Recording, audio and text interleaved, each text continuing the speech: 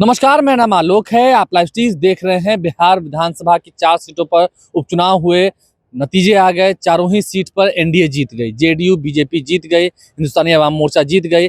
कहीं भी महागठबंधन का खाता नहीं खुला। हालांकि इन 4 में से 3 सीटों पर पहले महागठबंधन का कब्जा था।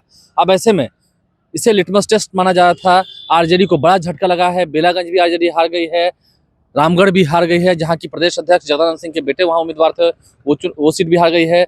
सुरेंद्र यादव मगध सम्राट, उनके बेटे भी चुनाव हार गए। बेलागंज में अपने ही गढ़ में 34 साल का किला वो ढह गया। तो इन तमाम जगहों पर तो आरजेडी की हार हुई है। राजू यादव भी चुनाव हार गए तरारी सीट पर, वहां विशाल प्रशांत जीत गए। तो आप समझ सकते हैं, जीतन मांझी की बहू इमामगंज में चुनाव जीत गई।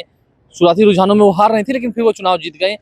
10,000 से अधिक वोटों से वो चुनाव जीती हैं। अब देखिए, हम बात करेंगे झारखंड की, जहां पर आरजेडी को 5 सीटें मिलती हुई दिख रही हैं। जो रुझान है, जहां पर जेएमएम की सरकार बन रही है, जेएमएम कांग्रेस की सरकार बन रही है। जेएमएम को 33 सीटें मिलती हुई दिख रही हैं, कांग्रेस को 17 सीटें मिलती हुई दिख रही है। वहीं आरजेडी 5 सीटों पर चुनाव जीती हुई दिख रही है। 6 में से 5 सीटें आरजेडी कौन कौन सी वो जीत रही है, जो फिलहाल रुझान दिखा रहे हैं, वो आपको बताएंगे। देखिए, आरजेडी कौन कौन सी वो सीटें हैं जहां जीत रही हैं। देवघर की सीट, जहां पर सुरेश पासवान है उम्मीदवार, उन्हें अब तक कुल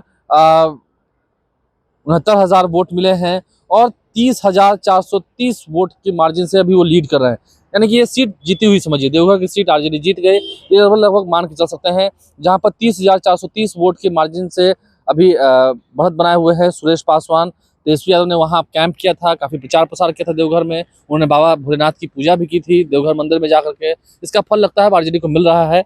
इसके अलावा गोंडा, संजय प्रसाद यादव, वो भी चुनाव जीते हुए दिख रहे हैं गोंडा में, क्योंकि उन्हें भी 69,526 मत अब तक मिले हैं। 17,900 मत की लीड ले रखी है अब तक संजय यादव ने गोंडा से। इसके अलावा कोडरमा, सुभाष प्रसाद यादव भी चुनाव जीते हुए दिख रहे हैं।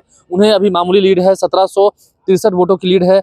40,608 वोट उन्हें मिले हैं सुभाष यादव को। तो समझ सकते हैं, सुभाष यादव भी वहां पर चुनाव जीते हुए दिख सकते हैं। जो रुझान दिख रहे हैं वो सुभाष यादव के पक्ष में दिख रहे हैं। अब आगे और जब मतगणना होगी, अभी कई चक्रों की मतगणना बाकी है, तो देखना होगा। उसके अलावा भीषमपुर में, वहां पे नरेश प्रसाद सिंह जो कि आरजेडी के उम्मीदवार हैं, उन्हें 11,331 वोट की लीड है। यानी कि बढ़त है, 11,331 वोट की बढ़त बनाए हुए है।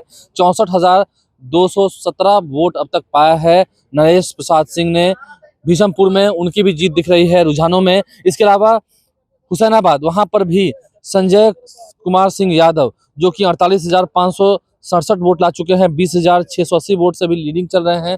तो आरजेडी इन 5 सीटों पर वहां चुनाव जीतते हुए दिख रही है। आरजेडी को 5 सीट मिल रही है और झारखंड में महागठबंधन की सरकार बन रही है। जेएमएम की 33 सीटें हैं, कांग्रेस को 17 सीटें मिलती हुई दिख रही हैं, आरजेडी को 5 सीटें मिलती हुई दिख रही हैं। तो ये तमाम अपडेट्स हमने आपको बताए हैं। बिहार में भले ही आरजेडी और महागठबंधन का सुपड़ा साफ हो गया हो, लेकिन बगल के राज्य, पड़ोसी राज्य झारखंड में महागठबंधन की सरकार बन रही है और 6 में से 5 सीटें वहां आरजेडी दिखती हुई दिख रही है। ये उसके लिए खुशखबरी है। आप लाइव स्ट्रीम साथ बने रहें। अभी तक कोई आरजेडी की ओर से प्रतिक्रिया नहीं आई है। देर शाम तक अगर तेजस्वी यादव पटना आते हैं, देखना होगा वो क्या कहते हैं। हमारे चैनल को सब्सक्राइब कर लें, साथ साथ फेसबुक पेज भी लाइक करें। धन्यवाद।